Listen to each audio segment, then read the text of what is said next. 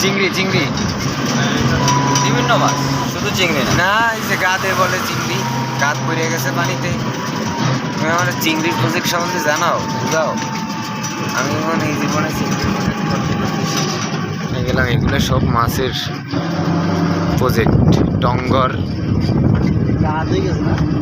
হ্যাঁ, এই গাদ সাদা মাছ রে খাওয়াইতে পারলে, এগুলো সব খাবারের গাদ। সাদা মাছ রে খাওয়াইতে পারলে, যে মাছটা মাসে 1 ইঞ্চি বড় হওয়ার কথা, এই গাদটা খাইলে মাছেদের 2 ইঞ্চি।